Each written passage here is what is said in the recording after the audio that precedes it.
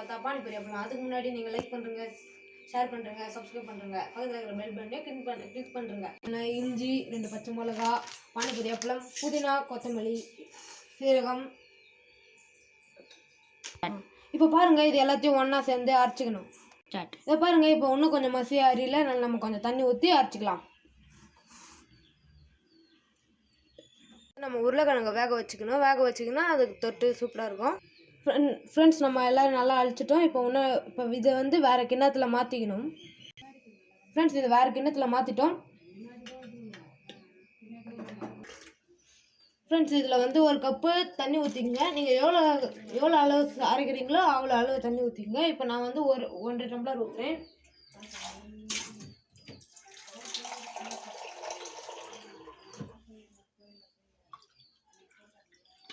ஊற்றிட்டோம் friends. இப்போ இதை வந்து நம்ம வடிகட்டிக்கணும். ஃப்ரெண்ட்ஸ், இதில் இருக்கிற கொஞ்சோண்டு எடுத்து இதில் போடுங்க. அப்போ தான் நம்ம கடையில் வாங்கி சாப்பிட்ற மாதிரி இருக்கும். ஃப்ரெண்ட்ஸ், ஃபுல்லாக நம்ம வடிகட்டிட்டோம். இப்போ வந்து கொஞ்சோண்டு லெமன் சேர்த்துருங்க, 1/2 பழம் லெமனு.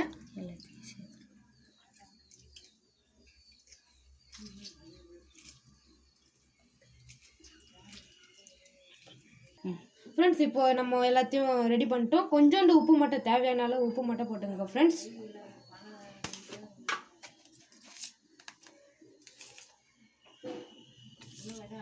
நான் வந்து 1 டீஸ்பூன் அளவு உப்பு போட்டுக்கிறேன் சார். ஃப்ரெண்ட்ஸ், இப்போ நம்ம வெங்காயம் அரிஞ்சு வச்சிட்டோம். அப்புறம் வந்து உருளைக்கிழங்கு வெந்துடுச்சு. இப்போ நம்ம அதில் இருக்கிற தோல்லாம் உரிச்சிட்டு நம்ம பிசைஞ்சு போட போகிறோம். அதில் ரெண்டுத்தையும் ஒன்றா மிக்ஸ் பண்ணி ஃப்ரெண்ட்ஸ், இப்போ நம்ம பிசைஞ்சாச்சு. இப்போ வந்து உப்பு போட போகிறோம். உப்பு போட்டும் பிறகு மிளகாத்தூள் கொஞ்சம் போட போகிறோம். மிளகாத்தூள் போட்டுக்கிறோம். பெப்பர் கொஞ்சம் போட போகிறோம்.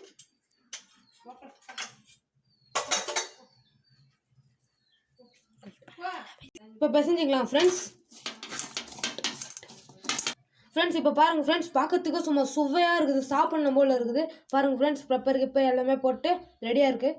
இப்போ பாருங்கள் ஃப்ரெண்ட்ஸ், நம்ம பானிபூரி பொரி வைக்கிறதுக்கு இப்போ கடாய் எடுத்துக்கணும். இப்போ எண்ணெய் ஊற்ற போகிறோம். நம்ம தேவையான அளவு எண்ணெய் ஊற்றிக்கினா போதும் ஃப்ரெண்ட்ஸ்.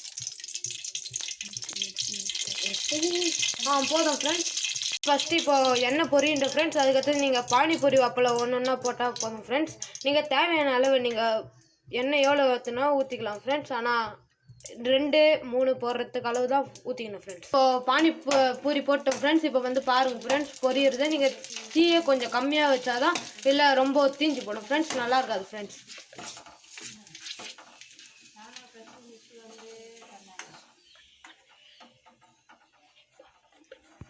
பாருங்கள் ஃப்ரெண்ட்ஸ், இப்போ நம்ம பானிபூரி சூப்பராக வந்துன்னு இருக்குது.